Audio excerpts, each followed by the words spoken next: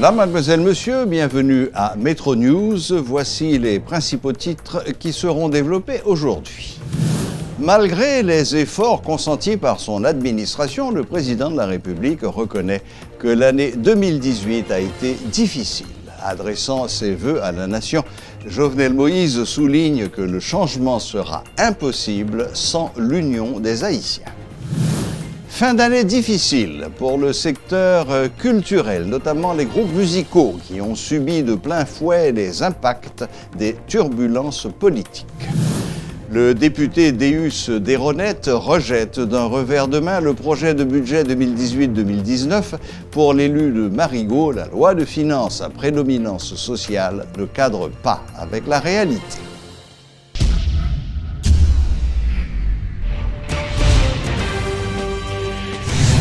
À l'occasion des fêtes de fin d'année, le président de la République, Jovenel Moïse, s'est adressé à la nation à travers une vidéo préenregistrée qui circule sur les réseaux sociaux.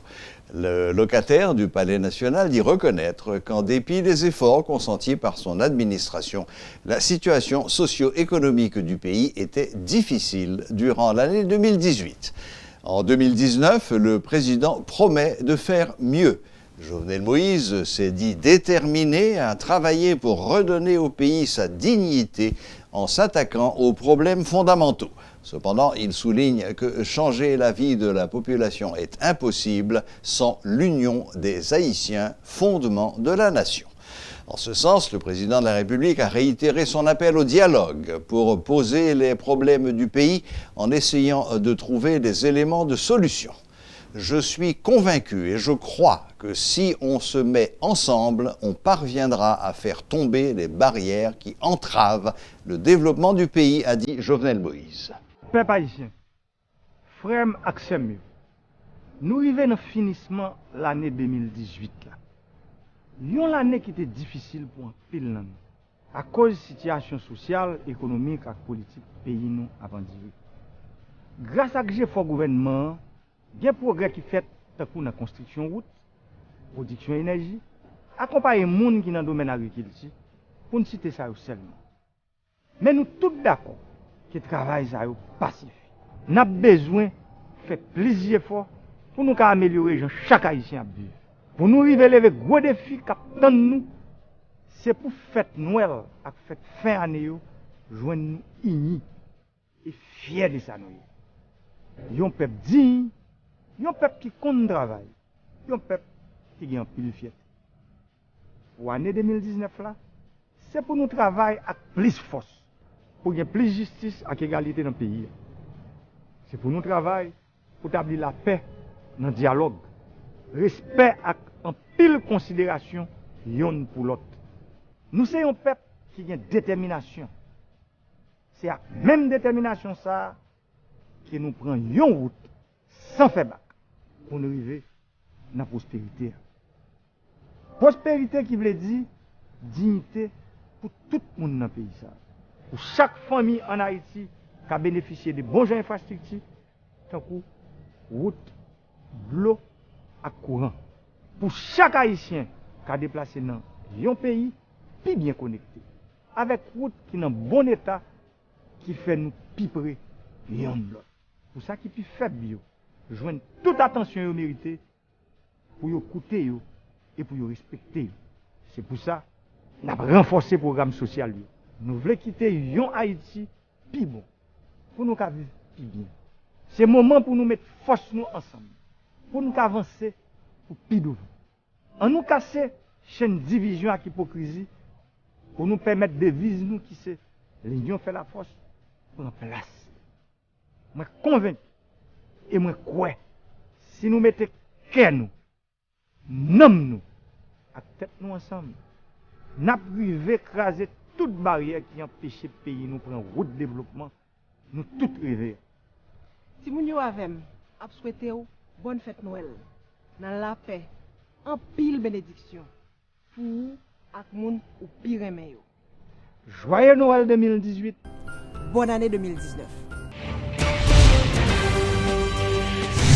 Le député Deus Desronettes désapprouve le projet de budget 2018-2019 qui, selon lui, ne reflète en rien la réalité.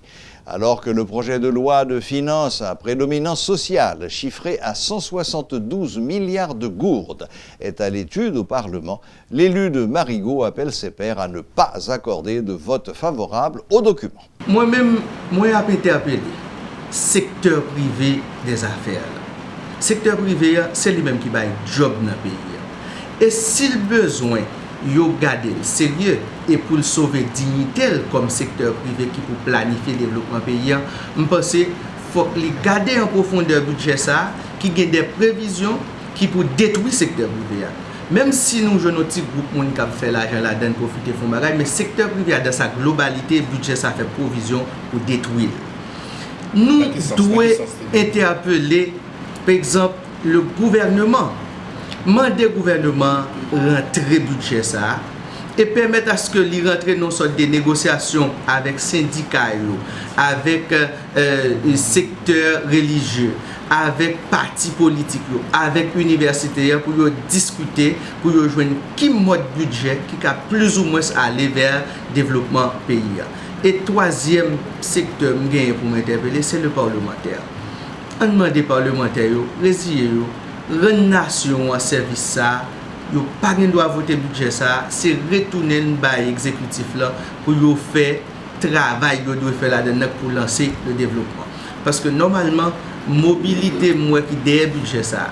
Donc objectif qui derrière budget ça, c'est à aller gonfler des chiffres qui pas veut dire rien, vraiment rien. Nous pas qu'à aller vers croissance économique là-dedans, nous pas qu'à couer là-dedans avec des investissements en termes d'infrastructures économiques là-dedans, infrastructures économiques de base qui a lancé l'économie pays là-dedans. Donc c'est un budget qui lague nous dans le vide et par analyse, son budget au moins nous met espérer 36 milliards de gouttes de déficit sous lui. Déjà pour deux, nous partions à un déficit. Pour le mois d'octobre et novembre, le gouvernement prévoit entrer environ 9 milliards de gouttes. Et déjà, c'est environ 6 milliards que nous rentrons. Donc, nous partions déjà à un déficit. Et le déficit, on peut aller sous toutes les lignes. Moi-même, je pense qu'il est important à ce que le gouvernement et le président de la République n'aient pas trop tiré sous le côté. Parce que nous, dans une situation qui est fragile, en situation de crise aiguë, donc nous pensons l'absage et de bon ton que le gouvernement lui-même, Ichita, est tête reposée, il va aller joindre des secteurs pour planifier un bagage pour la nation haïtienne, puisque la nation a besoin de ça.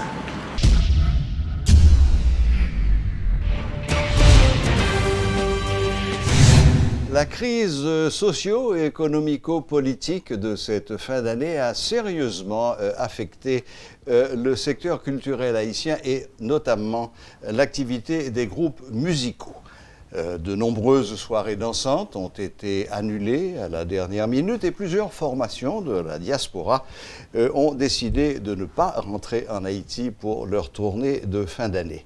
Pour une analyse de cette situation, nous avons avec nous ce soir M. Jean-Marie Simon, promoteur et animateur de radio. Bonsoir, M. Simon. Bonsoir, M. Clan, ça va? Et avec plaisir que l'on se retrouve ce soir pour évoquer l'actualité de la musique. Malheureusement, ça ne sera pas forcément sur des jours plutôt favorables. Mais on va essayer d'avoir cette analyse réaliste et objective et ce coup d'œil sur la musique haïtienne. Avant d'aller plus loin, M. Simon, je vous ai présenté en termes très succincts, je vous ai présenté comme un promoteur et animateur de radio. Est-ce que vous souhaiteriez ajouter quelques touches à votre portrait pour les téléspectateurs de Télémétropole? Certainement, j'ai une formation en communication sociale, je travaille à la Télévision nationale d'Haïti, je travaille à Radio Magique 9 et à Ticket Magazine. Et puis, je suis organisateur d'activités aussi, promoteur depuis un certain temps. Ça m'arrive parfois de représenter en Haïti les intérêts de quelques groupes établis dans la diaspora. Très bien. Donc, voilà, j'ai ma propre structure de promotion pour les groupes et pour les artistes et qui fonctionne plutôt bien, c'est le Entertainment. Donc, ce qui fait que je suis à plein dans le milieu, donc je tâte la réalité au quotidien. Donc j'ai une certaine idée de son fonctionnement et que je souhaite quand même partager avec les téléspectateurs de radio et Télémétropole. Et vous parlez de ce que vous savez. Alors, Monsieur Simon, quel bilan faites-vous pour l'année 2018 des arts en Haïti, tous arts confondus, et particulièrement de cette fin d'année? Bon, le bilan pour cette année aura été intéressant. Je crois qu'il y a deux façons d'aborder cette année 2018, notamment pour la musique haïtienne. Il y a ce côté de la production, parce que ça aura été une année assez prolifique en termes de production. Et dès le début de cette année, on a enregistré des albums qui valent leur pesant d'or. C'est le cas avec Créole, par exemple, pour l'album Domination. Et il y a l'orchestre Septentrional qui fête ses 70 ans d'existence cette année, qui a sorti un album, c'est un vrai chef-d'œuvre à mon sens. Il y a aussi le groupe Zinglin, c'est vieux de 30 ans, qui a livré aussi un album de bonne facture. Donc, on a enregistré énormément d'albums qui sortent de l'ordinaire. Et à côté de ça, il y a des groupes qui sont entrés en studio pour des singles, New Look, Gabel, et Classe a livré quelques chansons aussi. Et beaucoup de groupes ont proposé quelque chose cette année. Donc, côté production, ça aura été bien. Oui. Et parmi les jeunes, quels sont les jeunes qui ont émergé au cours de l'année 2018? Ça c'est bien. Moi, je crois qu'il y a ce groupe Impossible qui était en confirmation cette année avec le single Défaut qui cartonne depuis la deuxième moitié de l'année. Et puis, il y a ce jeune, Raymond, tout jeune, et qui propose des compositions qui, elles aussi, valent leur pesant d'or, qui t'a à s'imposer. Il y a Pascal, il y a beaucoup de jeunes qui arrivent, qui émergent. Et maintenant, côté révélation et côté production, moi, je crois qu'on gardera de très bons souvenirs de cette année 2018. Vous n'avez cité aucun nom de chanteuse.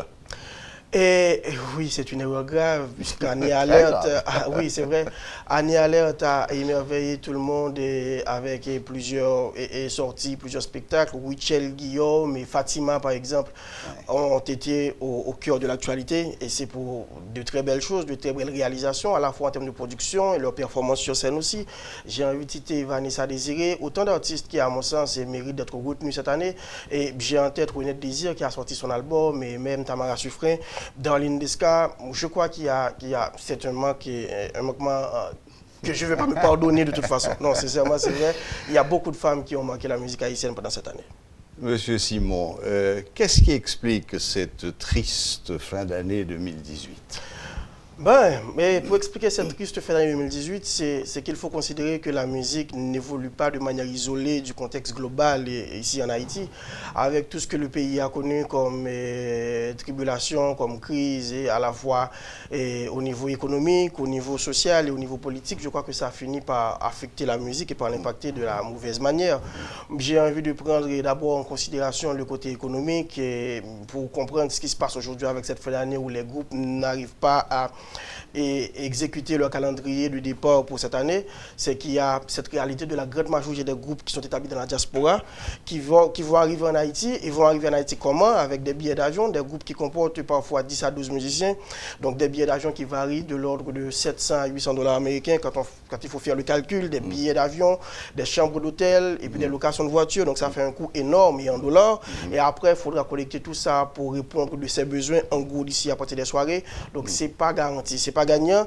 En plus, en général, on mise sur le sponsoring du secteur privé. Mais regardez ce qui se passe cette année avec les maisons de commerce. Plutôt que d'arborer des décorations de Noël, eh bien, ces maisons de commerce sont en train de renforcer leur sécurité, leur bouclier par rapport à tout ce qui pèse sur elles comme menace. Donc on comprend que c'est pas gagné, de n'importe quel côté, c'est pas gagné. Et puis il y a peut-être cette indifférence plus ou moins de l'État haïtien par rapport au secteur culturel, même si je reconnais l'effort du ministère de la Culture, qui en cette fin d'année a organisé plusieurs activités au niveau des places publiques, ce qui a permis à une grande majorité de la population d'avoir accès à du plaisir sans avoir à payer beaucoup d'argent. Mais je crois que ça lèse un peu les promoteurs qui, eux, prennent tous les risques pendant toute l'année pour faire venir les groupes, etc. Moi, je pense qu'on aurait pu injecter aussi un peu d'argent à ce niveau pour essayer de faciliter le mouvement et le fonctionnement des promoteurs.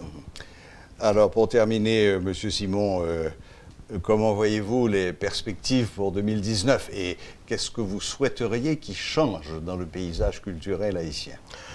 Bon, les perspectives pour 2019 s'annoncent, je ne veux pas être considéré comme oiseau de mauvais augure, mais je crois que ça ne semble annoncer rien de bon au regard de la situation actuelle, avec la goutte qui continue à se déprécier par rapport au dollar, avec l'incapacité des organisateurs d'activités de faire des projections, parce que quand vous ne pouvez pas prévoir, eh bien, le secteur culturel ne fonctionne pas de manière improvisée, on ne va pas improviser des activités, il faut d'abord qu'on puisse calculer, essayer de se projeter, mais avec ce marasme économique et avec l'instabilité politique, ce n'est pas garanti. D'ailleurs, si on a des fêtes de fin d'année un peu au rabais cette année, c'est parce que justement une bonne partie de la diaspora qui, au départ, avait prévu de venir en Haïti, malheureusement, il n'y arrive pas. Une bonne partie des Haïtiens vivent la diaspora, il n'y arrive pas. Donc, c'est difficile de faire des projections dans ce contexte assez difficile. Pour moi, les producteurs, les organisateurs, les musiciens vont continuer à produire, les artistes vont continuer à produire et à faire ce qu'ils font de mieux. Mais après, il faut que ça change à presque tous les niveaux en Haïti. Il faut qu'on puisse pouvoir miser sur la police pour la sécurité. Il faut qu'on puisse savoir que les prochains jours seront calmes et favorables à l'organisation d'activités. Mais il faut aussi que, côté économique, on puisse avoir une certaine stabilité pour essayer de faire des projections et espérer une année 2019 bien meilleure par rapport à 2018. Et plus qu'une stabilité, une relance. Une relance, c'est plus que nécessaire, tu as raison. Et ce que j'avais envie d'ajouter aussi pour terminer, c'est que j'ai l'impression qu'on ne considère pas assez ce secteur économique comme un pôle économique irrécusable. Et j'ai envie qu'on y pense davantage et qu'on le prenne au sérieux davantage. Parce que c'est toute une chaîne avec des organisateurs d'activités, des gens impliqués dans la promotion, avec des compagnies de sonorisation. Donc c'est toute une chaîne. Moi, je pense qu'il faut davantage penser à ce secteur comme un pôle d'activité économique irrécusable et l'assister un peu. Et des choses qui ne peuvent pas se prévoir la veille. Non, ça ne s'improvise pas. Voilà. Mais écoutez, monsieur Simon, merci infiniment d'être venu nous voir ce soir. Évidemment, le paysage n'est pas très rose, comme on dit, rose entre guillemets, sans allusion politique. C'est bien de le signaler. Voilà.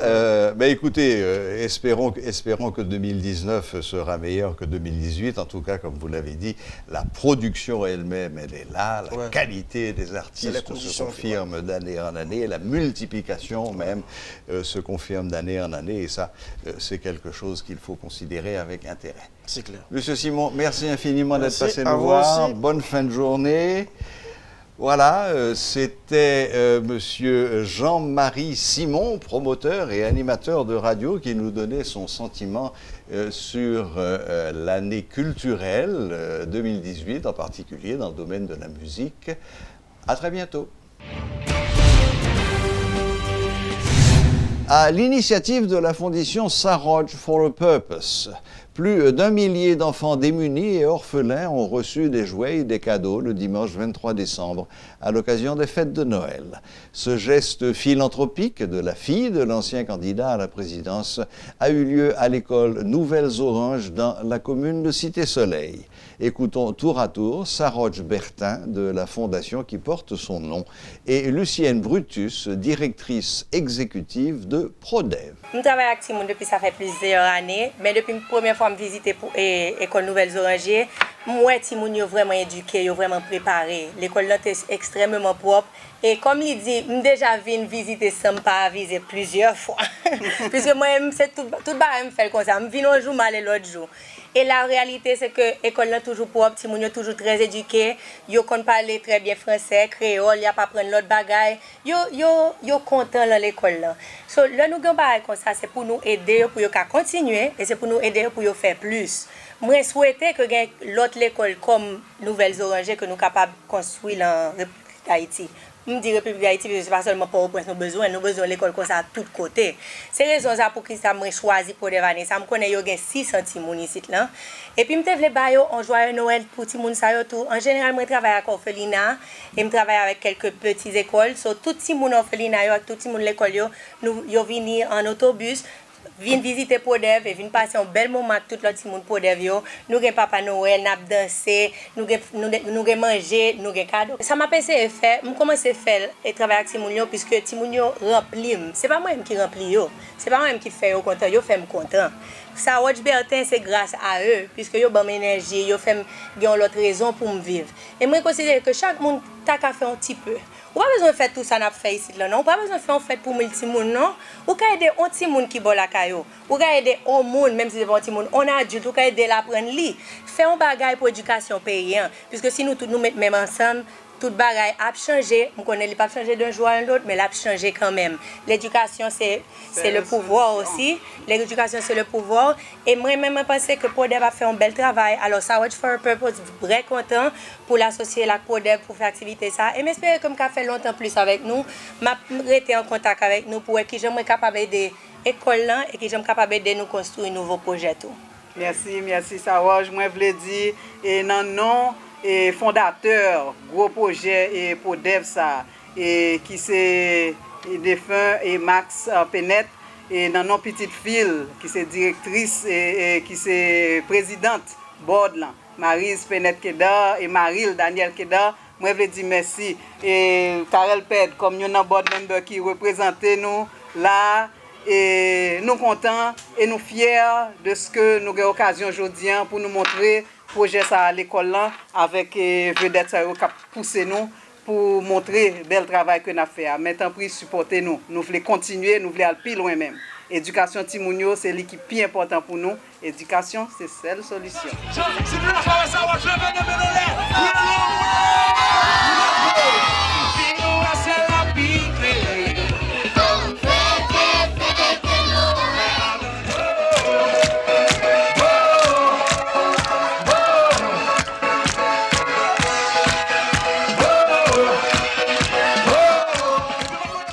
Voilà, la boucle est bouclée.